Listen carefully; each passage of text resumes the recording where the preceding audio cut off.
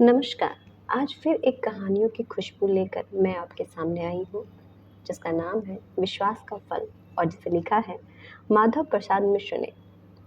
बड़े बड़े मकानों, बड़ी बड़ी दुकानों, लंबी चौड़ी सड़कों, एक से एक बढ़ के कारखानों और रोजगार की बहुतायत ही सबब से नहीं, बल्कि अंग्रेजों की कृपा से सैर तमाशे का घर बने रहने और समुद्र का पड़ोसी होने तथा जहाजी तिजारत की बदौलत आला दर्जे की तरक्की पाते रहने के कारण इस समय कलकत्ता शहर जितना मशहूर और लक्ष्मी की कृपा पात्रों का घर हो रहा है, उतना मुंबई के सिवा कोई और दूसरा शहर नहीं। साथ ही इसके इस शहर में जैसे अमीरों और बड़ी बड़ी सड़कों और मकानों की भरमार है, उसी तरह मजदूरी पेशे वाले, दीन लाचार और तरह तरह से औकात गुजारी करने वाले गरीबों और उनके रहने वाले छोटे छोटे तंग, गंदे और पुराने मकानों तथा उसी ढंग की गंदी गलियों की भी कमी नहीं है। कलकत्ते की एक तंग, अंधेरी और गंदी गली के अंदर पुराने और छोटे से मकान के नीचे वाली कोठरी में एक औरत को फटे पुराने आसन पर बैठे हुए परमात्मा के ध्यान में निमग्न इस मकान में, यद्यपि इसी तरह और भी कई किराएदार रहते हैं और उनकी बातचीत तथा आपस में झगड़े तकरार के कारण इस समय मकान में कोलाहल सा हो रहा है, मगर उस औरत का चित्त किसी तरह हिलता हुआ दिखाई नहीं देता और वह आंखें बंद किए माला जपती अपने ध्यान में लगी हुई है। उस कोठरी का दरवाजा खुलते ही एक छोटा सा बालक अपनी माँ के पास आता है। उस कमरे में एक कोने में फटे पुराने कपड़े की छोटी अधकुली सी गठरी, दूसरे कोने में पानी की एक ठिलिया और उसके पास ही एक छोटा सा पीतल का गिलास है। ऊपर की तरफ एक किल्ली के सहारे काली पेंदी की हांडी लटकी हुई है। यही हांडी रोज चूल्हे पर चढ़ा करती है। पानी वाले घड़े के दाहिनी तरफ चूल्हा और उसके सहारे छोटी छोटी दो रिकाबियां रखी हैं, वो भी साबुत नहीं है। बाईं तरफ मिट्टी का एक छोटा सा चौकुठा चबूतरा बना है, जिस पर तुलसी जी का एक पेड़ है, जिसके सामने वह स्त्री बैठी हुई इस कंगाली की अवस्था में भी बेफिक्री के साथ उपासना कर रही है और उसके पास ही एक चक्की भी गड़ी हुई है। इतना होने पर भी उस कोठरी में किसी तरह की गंदगी या मैलापन नहीं है। गोबर से लीप कर तमाम जमीन साफ और सुथरी बनाई हुई है। स्त्री का जब पूरा हुआ, वो अपने तुलसी महारानी को प्रणाम कर हाथ की माला रखना ही चाहती थी कि बालक ने बोला, माँ, तेरी पूजा हो चुकी? हाँ बेटा, कर चुकी मैं। बालक हड़ी खड़ा है, कहता है पाठशाला जाने का समय हो गया, मुझे भूख लगी है, बिना खाए मैं पाठशाला नहीं जाऊंगा। स्त्री जो है लंबी सांस लेकर माला रखकर अपने बेटे से कहती है, बेटा आज तो कुछ खाने को नहीं है, मैं 2-3 जगह गई थी, कहीं से गेहूं भी नहीं मिला जो पीस कर दे आती और मजूरी के 2 पैसे लेकर तेरे खाने का इंतजाम करती। नवीन की माँ ने गेहूं देने के लिए 10 बजे बुलाया था, सो अब मैं जाती हूँ, तो मैं पाठशाला नहीं जाऊंगा, मुझे बड़ी भूख लगी है। तू तो दिन रात पूजा ही किया करती है, खाने को तो लाती नहीं। बेटा क्या करूं, तेरे लिए ही तो दिन रात पूजा किया करती हूँ, ठाकुर जी से तेरे खाने के लिए मांगती हूँ। क्या तेरे ठाकुर जी खाना मांगने पर दे देंगे? क्यों नहीं देंगे?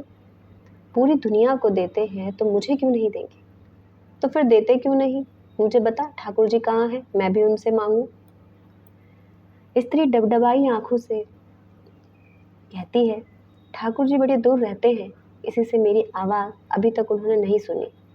तो फिर दूसरों की आवाज कैसे सुनते हैं जिन्हें खाने को देते हैं? कुछ सोचकर, रोज रोज को पुकारने से सुन ही लेंगे ना, और जब सुन लेते हैं ना तो सब कुछ देते हैं। अच्छा, हलवा, जलेबी, पूड़ी, लड्डू सब देते हैं? हाँ बेटा, सब कुछ देते हैं। इतना कहकर स्त्री पूजा समाप्त की और लड़के को गोद में लेकर आंचल से उसका मुंह पोंछने लगी। लड़के ने पुनः पूछना शुरू किया, माँ, तो ठाकुर जी का कोई ठिकाना तो होगा ना? हाँ बेटा, ठाकुर जी वैकुंठ में रहते हैं, वे सब राजाओं के राजा हैं, उनका ठिकाना क्या? अच्छा, वैकुंठ कैसा है? वैकुंठ बड़ा भारी मकान है, चारों तरफ हीरा पन्ना जवाहरात जड़े हैं, वहाँ बड़ा आनंद रहता है। हमिल्टन कंपनी की दुकान से भी ज्यादा सजा हुआ है। मैं वहाँ नवीन भैया के साथ गया था, खूब देखा, मगर चपरासी ने भीतर जाने ही नहीं दिया, कान पकड़कर निकाल दिया। बेटा, मैं क्या जानूं हेमिल्टन कौन है और उसकी दुकान कहाँ है, पर ठाकुर जी के बराबर दुनिया में किसी का मकान ना होगा। ठाकुर जी का नाम ठाकुर जी है या और भी कोई है? जैसे मेरा नाम गोपाल भी है, लल्लो भी है। हाँ बेटा, तुम्हारे तो 2 ही नाम हैं, मगर उनके हजारों नाम हैं। अच्छा, सबसे बड़ा उनका कौन सा नाम है ये बताओ? उनका नाम लक्ष्मीनाथ। अच्छा बेटा, अब तू जरा यहाँ बैठ, मैं नवीन की माँ के पास से जाके पीसने के लिए गेहूं ले आऊं, तब तेरे खाने पीने का बंदोबस्त भी हो जाऊंगा। आज तू पाठशाला मत जा, कल चले जाना। अच्छा माँ तू जा, मैं यहाँ बैठकर लिखूंगा पढ़ूंगा, मगर मुझे पानी पिलाती जा, कुछ तो पेट भर जाएगा। स्त्री की आंखें अच्छी से डबडबा गईं, मगर उसने जल्दी से अपनी आंखें पोंछ डाली जिससे गोपाल को मालूम ना हो, और पानी पिलाकर बाहर घर के आ गई। संध्या होने में भी 2 घंटे की देर है। कलकत्ते के बाजारों की रौनक पल पल बढ़ती जाती है, और बाजारों को छोड़कर उन हम देखते हैं कि एक अधेड़ उम्र के रईस आदमी बैठे हुए हैं। उनके सामने की तरफ 2 आदमी और भी बैठे हैं जो कभी कभी कुछ बातें करते हैं, और दोनों की तरफ रईस आदमी देखकर इधर उधर देखने लग जाते हैं। अकस्मात उस रईस आदमी की निगाह उस एक छोटे से बालक पर जा पड़ी जो सड़क के किनारे पर रखे हुए एक लेटर बॉक्स के अंदर चिट्ठी डालने का प्रयास कर रहा था, मगर उसके मुंह तक हाथ ना जाने के कारण वह बहुत ही दुखी होकर तरह तरह की तरकीबें कर रहा था। धीरे धीरे यह फिटिन भी उसके पास तक जा पहुंची, और उस लड़के की सूरत शक्ल तथा इस समय की अवस्था पर उस रईस आदमी को बड़ी दया आई। उसने समझा कि यह गरीब लड़का, जिसके बदन पर साबुत कपड़ा तक नहीं है, शायद किसी दुकानदार का शागिर्द या नौकर है, और उसी ने इस बेचारे को इसकी सामर्थ्य से बाहर काम करने की आज्ञा दी है, और यह बेचारा डर के मारे अपना काम पूरा किए बिना यहाँ से जाना नहीं चाहता। रईस ने अपने एक मुहासिब को कहा कि जाओ उसके सामने उसकी कठिनाई को दूर करो। गाड़ी खड़ी हो गई और वह मुहासिब नीचे उतरकर लड़के के पास गया। बोला, ला मैं चिट्ठी तेरी इस बम्बे में डाल दूं। इसके जवाब में लड़के ने सलाम करके चिट्ठी उसके हाथ में दे दी। मुहासिब की निगाह जब लिफाफे पर पड़ी तो वह चौंक पड़ा। वह लिफाफा रईस के पास नाम दिखाने के लिए ले आया। लड़के को यह बात बहुत बुरी लगी, क्योंकि उसे ऐसा लगा जैसे उसकी चिट्ठी अब छिन जाएगी। इसलिए वह भी उस मुहासिब के पीछे पीछे गाड़ी के पास तक चला गया और रोनी सूरत से उस रईस के मुंह की तरफ देखने लगा। उस बच्चे की ऐसी सूरत देखकर रईस आदमी का दिल और भी हिल गया। उसने लिफाफे पर एक नज़र डालने के बाद उस लड़के से कहा, डरो मत, हम तुम्हारी चिट्ठी नहीं लेंगे। इस पर पता ठीक ठीक नहीं लिखा है ना, इसी से यह आदमी मुझे दिखाने के लिए ले आया है। कहो तो मैं इस पर अंग्रेजी में पता लिख दूं, जिससे चिट्ठी जल्दी ठाकुर जी के पास पहुंच जाए। लड़का बड़ा खुश हुआ और उसने हाँ लिख दिया। इस पर चिट्ठी पर यह लिखा हुआ था कि ठाकुर जी महाराज लक्ष्मीनाथ के पास चिट्ठी पहुंचे, स्थान वैकुंठ। उस रईस आदमी ने अंग्रेजी में उस पर यह लिख दिया, mister Pratap Narayan Harrison road, Calcutta. लड़का अंग्रेजी नहीं जानता था, इसलिए वह इस बात को कुछ समझ ही नहीं सका। इसके बाद उस रईस आदमी उस लड़के से, जो बातचीत करने में बहुत तेज था, पूछा, तुम्हारा मकान कहाँ पर है? लड़का हाथ से इशारा करके बोला, उस तरफ, बड़ी दूर है। रईस आदमी ने उसका प्यार से उसका हाथ पकड़ा और कहा, आओ हमारी गाड़ी पर बैठ जाओ, हम तुम्हें तुम्हारे घर तक पहुंचा देंगे। लड़का गाड़ी पर सवार हो गया। रईस ने उसे अपने बगल में बिठा लिया। गाड़ी पुनः धीरे धीरे रवाना हुई और रईस आदमी उस लड़के से बातचीत करने लगा। ये चिट्ठी तुमने अपने हाथ से लिखी है? हाँ। किसने कहने से लिखी है? अपनी खुशी से। तुमने कैसे जाना कि ठाकुर जी किसी का नाम है? मेरी माँ रोज उनकी पूजा करती है, उसी ने मुझसे सब कुछ बताया है। तुम्हारी माँ ने तुम्हें धोखा दिया है? नहीं, मेरी माँ कभी झूठ नहीं बोलती। सब कोई कहते हैं कि लल्लो की माँ झूठ नहीं बोलती। तो क्या चिट्ठी तुमने अपनी माँ से छिपा के लिखी है? हाँ। उस बच्चे ने बड़ी रोनी सी सूरत बनाकर कहा, अगर माँ सुनेगी तो मुझे मारेगी। लड़के की पीठ पर हाथ फेर कर, नहीं नहीं, तुम डरो मत, हम तुम्हारी माँ से यह हाल नहीं कहेंगे, हमारा कोई आदमी भी ऐसा नहीं करेगा। अच्छा ये बताओ कि चिट्ठी में तुमने क्या लिखा है? इसका जवाब लड़के ने कुछ नहीं दिया। उस रईस आदमी ने कई बार उस लड़के से ये सवाल पूछा, लेकिन उसने कुछ नहीं कहा। लेकिन आखिर यह सोचकर वह आदमी चुप हो गया कि आखिरकार यह चिट्ठी मेरे पास ही तो पहुंचेगी, क्योंकि मैंने उस पर अपना पता लिख दिया है। तो उसमें जो कुछ भी लिखा होगा मुझे तो मालूम हो ही जाएगा। इतने में ही वो लड़का चौंक पड़ा और गद्दी से कुछ उठकर बोला, वह मेरी गली आ गई, मुझे उतार दो। रईस की आज्ञा अनुसार गाड़ी खड़ी की गई। वह लड़का अपने उसी मकान में चला गया जिसमें उसकी माँ और वो रहते थे। उस रईस आदमी का इशारा पाकर एक आदमी उस लड़के के पीछे पीछे गया और उसका मकान अच्छी तरह देखभाल आया। इसके बाद गाड़ी वहां से रवाना होकर तेजी के साथ एक तरफ चली गई। हमारे ये परिचित रईस महाराज जो हैं, उनका नाम है कुमार प्रताप नारायण, पर उनकी अवस्था आज कुछ अलग ही थी। वह एक ऊंचे दर्जे के अमीर जमींदार थे। वह हर खुशी की समान अपने चारों तरफ देख सकते थे, पर उनकी कोई औलाद नहीं थी। यही बात उनको दिन दिन अप्रसन्न रखती थी। मगर आज उनकी जो बनावटी खुशियां थी ना, उसमें एक अलग तरह की सच्ची खुशी थी, जिसके सबब से उसकी बड़ी बड़ी आंखें प्रेम के आंसुओं से सोता बहा रही थी।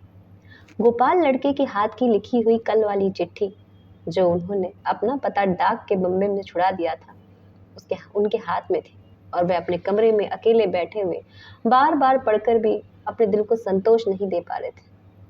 गोपाल ने लिखा था, श्री ठाकुर जी महाराज लक्ष्मीनाथ, मैंने अपनी माँ से सुना है कि तमाम दुनिया को तुम खाने के लिए देते हो।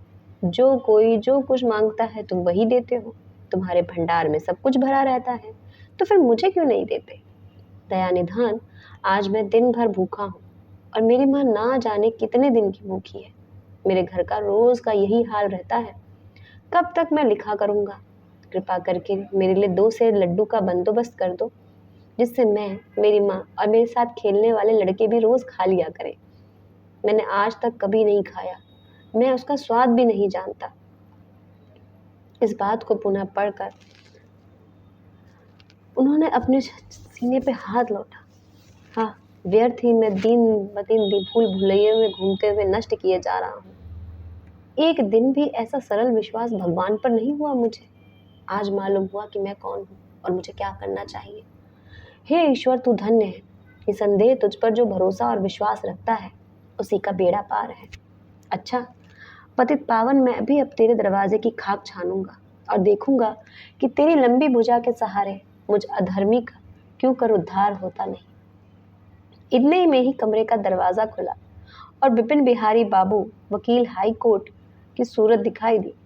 ये बड़े ही नेक आदमी थे, जिन्होंने महाराज कुमार प्रताप नारायण ने एक वसीयतनामा लिखने के लिए बुलाया था। गोपाल के घर एक आदमी आता है और गोपाल के बारे में पूछता है, और गोपाल अपनी माँ से कहता है, डरता डरता, माँ, मैंने ठाकुर जी को चिट्ठी लिखी है, वह आज जरूर पहुंच गई होगी। तू कहती थी ना, वह पल भर में तमाम दुनिया की खबर लेते हैं। अगर ऐसा है तो बस अब थोड़ी देर में मेरे पास लड्डू की हांडी पहुंचा जाएंगे। आज तो मेरे खाने की फिक्र ना कर। उसकी माँ अपनी आंखों में आंसुओं की धारा बहा रही थी, और इतने में ही वो आदमी गोपाल का नाम जोर जोर से पुकारने लगता है।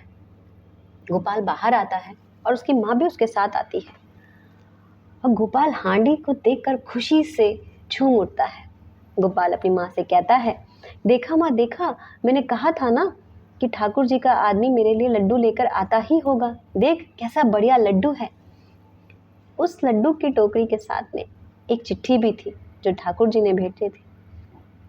गोपाल की माँ यह सब देखकर बड़ी भौचक्की सी हो रही थी। कभी गोपाल को देखती, कभी उस हांडी को देखती, और कभी उस चिट्ठी को। उसका गला भर आया था। गोपाल ने चिट्ठी पढ़ी। ठाकुर जी ने 2 सेर लड्डू रोज तुम्हारे पास भेजने की आज्ञा दी है, सो आज से बराबर तुम्हारे पास पहुंचा करेंगे। ठाकुर जी ने तुम्हारे लिए और भी कुछ प्रबंध किया है, जिसके बारे में तुम्हें कुछ दिनों में मालूम हो जाएगा। गोपाल की माँ को बड़ा आश्चर्य हुआ। वह ताज्जुब भरी निगाहों से कभी गोपाल का मुंह देखती, कभी लड्डू, कभी चिट्ठी। उसके समझ में कुछ नहीं आता, यह क्या हुआ, कैसे हुआ। मगर गोपाल को इन सब सोच विचारों से क्या संबंध था। वह उसी समय थोड़ा सा लड्डू लेकर घर से बाहर निकल गया और अपने हमजोली तथा साथ खेलने वाले लड़कों को खुशी से बांटकर घर चला आया। इसके बाद खुद भी लड्डू खाए और अपनी माँ को भी जिद करके खिलाया। 15 दिन तक नित्य एक आदमी आकर गोपाल के घर पर लड्डू दे जाया करता था और उसकी माँ तरह तरह के सोच विचारों से अपने समय बिताया करती थी। इसके बाद 16वें दिन जब महाराज कुमार प्रताप नारायण की एक चिट्ठी एक वसीयतनामे के साथ सरकारी वकील की मार्फत उसके पास पहुंची, तब उसे मालूम हुआ कि गोपाल के सच्चे प्रेम, विश्वास और भोलेपन ने उसकी हुर्मत और औकात तथा जिंदगी के ढंग का कैसे काया पलट कर दिया और उसके घर पर लड्डू पहुंचाने वाले महाराज कुमार प्रताप नारायण के दिल पर उसका कितना बड़ा असर पड़ा है कि उन्होंने अपनी तमाम जायदाद का मालिक गोपाल को बनाकर ब्रज की यात्रा करने की ठान ली थी और ब्रज की यात्रा में उसी भक्त वत्सल पतित पावन वैकुंठनाथ के प्रेम में अपना जीवन समाप्त करके सच्चे सुख का लाभ प्राप्त करने की इच्छा की थी। दर्शकों, आपको ये हमारी कहानी कैसी लगी हमें ज़रूर बताइएगा कमेंट में, और ऐसी ही कहानियों की खुशबू लेते रहने के लिए हमारे चैनल को सब्सक्राइब ज़रूर करिएगा।